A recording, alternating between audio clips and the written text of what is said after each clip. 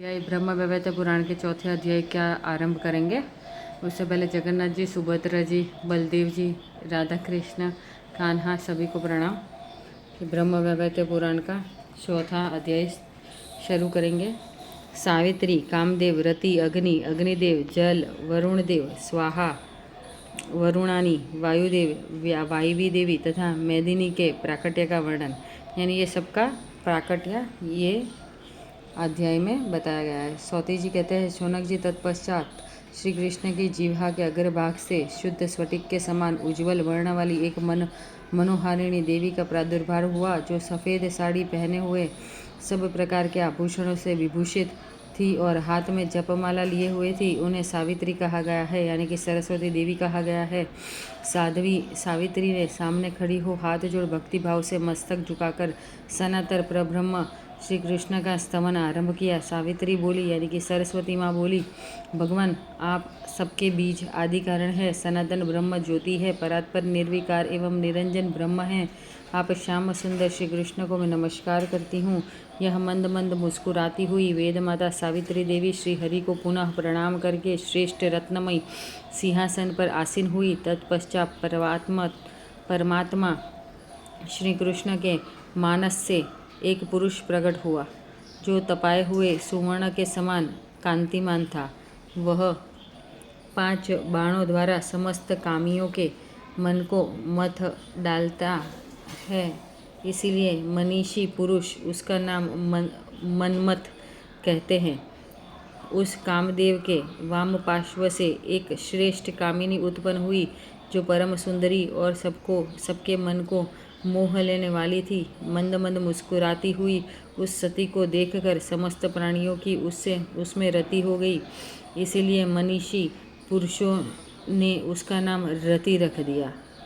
तो यहाँ हमें ये पता चलता है कि श्री कृष्ण के मानस से एक पुरुष प्रकट हुआ और वो पुरुष कामदेव थे, और कामदेव में से कामिनी यानी कि रति उत्पन्न हुई। 5 बाण और पुरुषमय धनुष धारण करने वाले कामदेव श्री हरि के सामने खड़े हो उनकी स्तुति करके आज्ञा पाकर रति के साथ रमणीय रत्नमय सिंहासन पर बैठे। मारण, स्तंभन, जुम्भन, शोषण और उन्मादन, ये कामदेव के 5 बाण हैं। उन्हीं को वे धारण करते हैं। अपने बाणों की परीक्षा करने के लिए कामदेव ने बारी बारी से वे सभी बाण चलाए। फिर तो ईश्वर की इच्छा से सब लोग काम के वशीभूत हो गए। काम पर वश स्खलित महायोगी ब्रह्मा जी का वीर्य अग्नि के रूप में उद्दीप्त हो उठा। वे देवेश्वर, यहाँ से हमें ये इन्फॉर्मेशन मिलती है पेज से कि जो कामदेव के पास 5 बाण थे वो कौन कौन से थे। मारण, स्तंभन, जुम्भन, शोषण और उन्माद। यहाँ पे उसके नेक्स्ट पेज पे भगवान कृष्ण में से जो 5 मुख वाले शिव जी प्राकट्य हुए थे उनका चित्र है।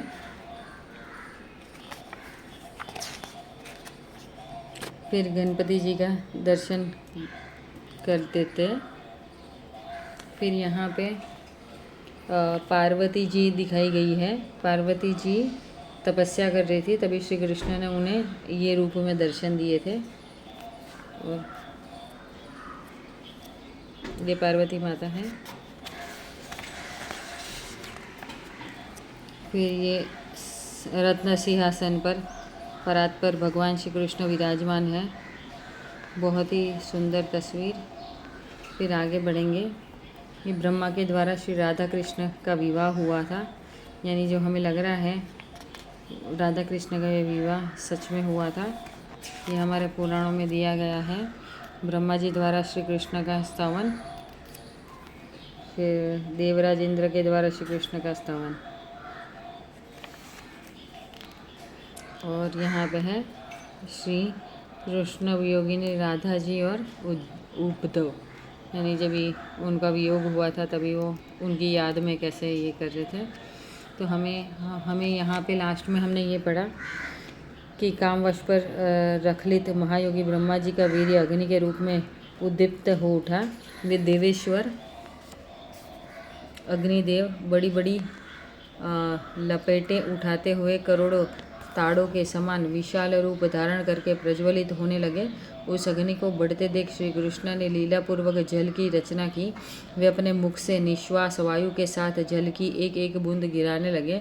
मुख से निकले हुए उस बिंदु मात्र जल ने संपूर्ण विश्व को आप्लावित कर दिया। उसके किंचित कण मात्र जल ने उस प्रज्वलित अग्नि को शांत कर दिया। तभी से जल के द्वारा आग बुझने लगी। तत्पश्चात वहाँ एक पुरुष का प्रादुर्भाव हुआ जो उस अग्नि के अधिदेवता थे। फिर पूर्वोत्तक जल से एक पुरुष का उत्थान हुआ जिनका नाम था वरुण। वे ही जल के अधिष्ठाता देवता हैं और समस्त जल जंतुओं के स्वामी हुए। उसके बाद उस अग्निदेव के वाम पार्श्व से एक कन्या का आविर्भाव हुआ जिसका नाम स्वाहा था। मनीषी पुरुष उसे अग्नि की पत्नी कहते हैं। जलेश्वर वरुण के वाम पार्श्व से भी एक कन्या प्रकट हुई जो वरुणानी के नाम से विख्यात थी। वही वरुण की सती साध्वी प्रिया हुई। भगवान श्री कृष्ण की निश्वास वायु से श्रीमान पवन का प्रादुर्भाव हुआ जो समस्त देहधारियों के प्राण है। श्वास प्रश्वास के रूप में उन्हीं की कला प्रकट हुई है। वायुदेव के वाम पार्श्व से एक कन्या प्रकट हुई जो वायु पत्नी वायवी देवी कही गई है। श्री कृष्ण का शुक्र जल में गिरा। वह 1000 वर्ष के बाद एक अंडे के रूप में प्रकट हुआ। उसी से महान विराट पुरुष की उत्पत्ति हुई जो संपूर्ण विश्व के आधार हैं। उन विराट पुरुष के एक एक रोम कूप में एक एक ब्रह्मांड की स्थिति है। वे स्थूल से भी स्थूलतम है। उनका बड़ा दूसरा कोई नहीं है। वे परमात्मा श्री कृष्ण के 16वें अंश है। उन्हीं को महाविष्णु जानना चाहिए। वे ही सबके सनातन आधार है। जैसे जल में कमल का पत्ता रहता है उसी प्रकार वे महार्णव के जल में शयन करते हैं। उनके शयन करते समय कानों के मल से 2 दैत्य प्रकट हुए। वे दोनों जल से उठकर ब्रह्मा जी को मार डालने के लिए उद्यत हो गए। तब भगवान नारायण ने उन दोनों को अपने जधन देश में सुलाकर चक्र से काट डाला। उन दोनों ने संपूर्ण मेदे से यह सारी पृथ्वी निर्मित हुई जिससे इसका नाम मेदिनी हुआ। उसी पर संपूर्ण विश्व की स्थिति है। उसी की अधिष्ठात्री देवी का नाम वसुंधरा है। तो यहाँ पे हमने ये पढ़ा कि श्री कृष्ण ने लीलापूर्वक जल की रचना की और फिर मुख से निश्वास वायु के साथ जल एक एक बूंद गिराने लगे। तभी ब्रह्मा जी की अग्नि शांत हुई। फिर उसके बाद तत्पश्चात वहाँ एक पुरुष का प्रादुर्भाव हुआ जो उस अग्नि के अधिदेवता थे और वो पूर्वोत्तक जल से पुरुष का उत्थान हुआ। उनका नाम था वरुण। जल के अधिष्ठाता देवता समस्त जल जंतुओं के स्वामी हुए। वरुण जी जल के और जल जंतुओं के स्वामी हैं। अग्निदेव भी आए। अग्निदेव के वाम पार्श्व से भी एक कन्या का आरंभ हुआ। उनका वो अग्नि का नाम पड़ा स्वाहा। और मनीषीपुरी उनकी पत्नी कहते हैं। वो अग्निदेव की पत्नी है। अग्निदेव की पत्नी का नाम स्वाहा है। वरुण के वाम पार्श्व से जो जल जंतुओं के स्वामी हैं, वरुण के वाम पार्श्व से एक कन्या प्रकट हुई। वो वरुणानी के नाम से जानी गई। श्री कृष्ण की निश्वास वायु से श्रीमान पवन भी उत्पन्न हुए जो श्वास के नाम से हमने जान पड़ते हैं। फिर वासुदेव वाम पार्श्व से एक कन्या पैदा हुई। वो वायवी कहा जाता है उन्हें।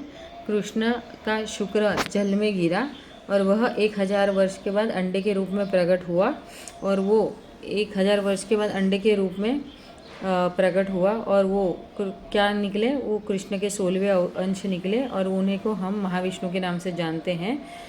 उनके शयन करते समय विष्णु के जी के शयन करते समय उनके कानों में से मद निकले और उनमें से वो मल से 2 दैत्य प्रकट हुए।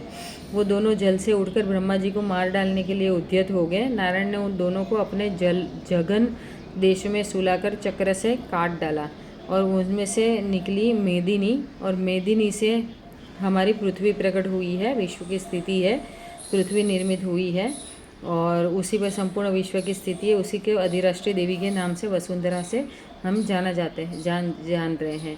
तो ये हमें चौथे अध्याय से पता चल रहा है। यहाँ पे चौथा अध्याय संपूर्ण हो रहा है। धन्यवाद।